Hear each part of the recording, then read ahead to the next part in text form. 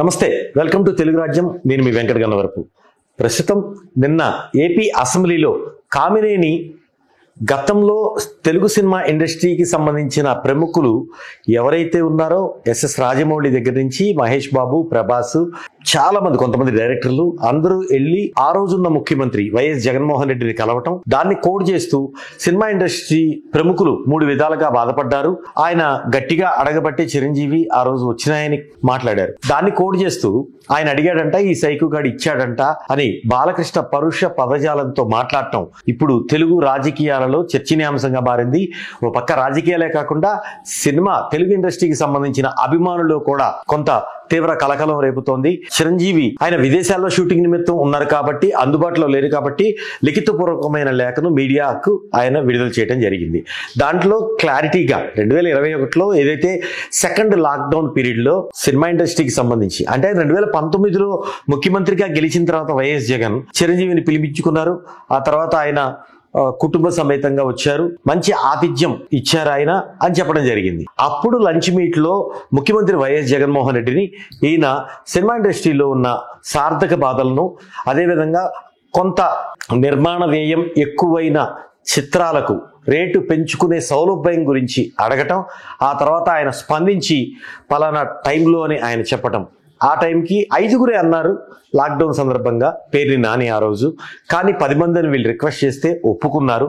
So ఆ రోజు meet జరిగింది. కానీ అప్పుడు కూడా చిరంజీవి, మీరు ముఖ్యమంత్రి అంటే తండ్రి స్థానంలో ఉన్నారు కాబట్టి దయించి మాకు చేయాలని దండం పెడుతున్న విజువల్ అప్పుడు ఎలక్షన్ల ముందు కూడా, అంటే 2024 ఎన్నికల ముందు కూడా తీవ్ర దుమారం రేపాయి. దాని మీద పవర్ స్టార్ పవన్ కళ్యాణ్, ఇప్పుడు ఏపీకి డిప్యూటీ సీఎంగా ఉన్న పవన్ కళ్యాణ్ కూడా స్పందించి దాని మీద మా అన్న మంచివాడు కాబట్టి దండం పెట్టాడు, నాకు అంత ఓపిక లేదు, నేను దండం పెట్టేవాడిని కాదు అని ఆ రోజు దాని మీద కోట్ చేస్తూ పవన్ కళ్యాణ్ కూడా మాట్లాడారు. ఇంత జరుగుతూ ఉంది. అసలు ఇది ఎందుకు జరుగుతూ ఉంది? ప్రస్తుతానికి బాలకృష్ణ మాట్లాడిన కోణం ఏంటి, అందరికీ అర్థమైన కోణం ఏంటి? రెండవది, ఆయన చిరంజీవికి క్రెడిబిలిటీ వస్తుందని బాలకృష్ణ ఆయన అడిగాడట, ఈ సైకో జగన్ ఇచ్చాడట అనే మాట మాట్లాడటం జరిగింది. సో అది క్రెడిబిలిటీ చిరంజీవి వైపు వెళ్లకుండా బాలకృష్ణ రియాక్ట్ అయ్యారా?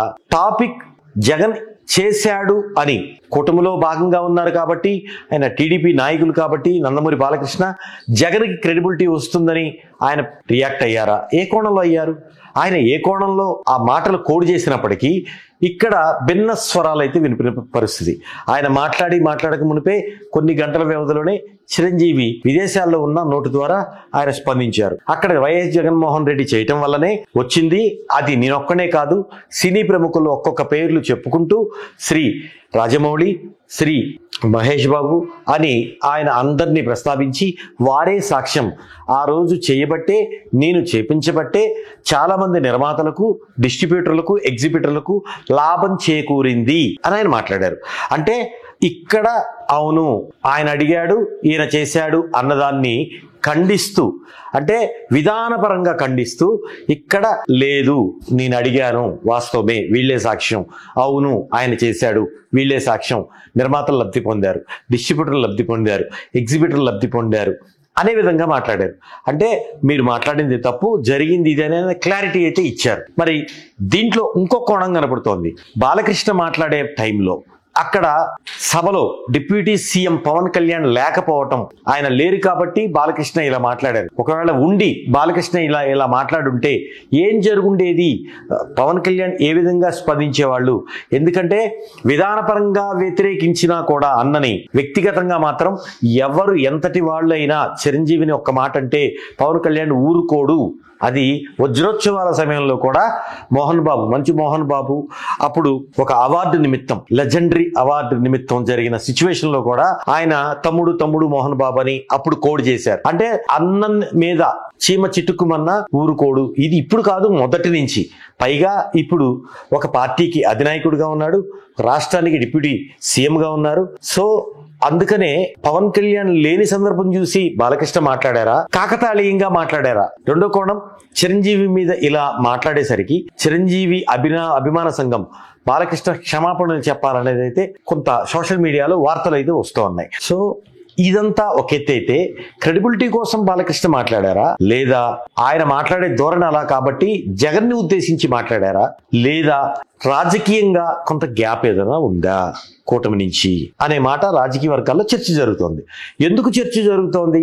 పొల్యూషన్ కంట్రోల్ బోర్డు చైర్మన్ విషయంలో అప్లికేషన్ పెట్టి టీడీపీ ఆ చైర్మన్ పదవి తీసుకుంది. కానీ ఆ మినిస్ట్రీ మాత్రం పవన్ కళ్యాణ్ చేతిలో ఉంటుంది. కానీ పొల్యూషన్ బోర్డు చైర్మన్ అక్కడ సరైన నిధులు లేకపోవటమో, వారు సరిగా స్పందించకపోవటమో కొంత క్లాట్స్ అయితే ఉన్నాయి. దాని మీద కూడా కొంత బోండావమ్మ మాట్లాడారు. అది కొంత సమసిపోయినట్లే కనిపించింది. ఇది కూడా అలా అవుతుందా లేదా? బాలకృష్ణ మాట్లాడినప్పుడు లేపాక్షి విషయంలో, ఫంక్షన్ విషయంలో దాని యొక్క ఆహ్వానం పలుకుతారా అన్నదానికి కూడా అక్కడ కూడా కొంత మనస్పర్ధ ఉందా అనే కోణం అప్పుడు వార్తలు హల్చల్ చేసినాయి. ఇన్ని చూస్తూ ఉంటే, ఇదంతా జరిగిందంతా చూస్తూ ఉంటే నిజంగా బాలకృష్ణకి చిరంజీవికి గ్యాప్ ఉందా, లేదు జనసేనకి టీడీపీకి ఏమన్నా గ్యాప్ కనపడుతోందా? కాలమే నిర్ణయించాలి. ఏదైనప్పటికీ కూడా ఒక మాట అనేక విధాల ఇబ్బందికర పరిస్థితులు పార్టీలకు, వ్యక్తులకు వచ్చే పరిస్థితులు ఉంటాయి. మరి దీన్ని టీకపులో తుఫాన్ లాగా బాలకృష్ణ దీనికి ఏమైనా క్లారిఫై ఇస్తారా, లేదు పవన్ కళ్యాణ్ ఏమన్నా దీని మీద స్పందిస్తారా? వేచి చూడాలి. హలో, తెలుగు రాజ్యం ఛానల్ చూస్తున్నారా? సామాజిక, రాజకీయ, జీవన చిత్రణే తెలుగు రాజ్యం. అతిశయోక్తులు, అసత్యాలు ఉండవు. రాజకీయ కోణం కాదు, ప్రజా కోణమే కొలబద్ద. తెలుగు రాజ్యం వీక్షణ మీ ఉత్తమ అభిరుచికి నిదర్శనం.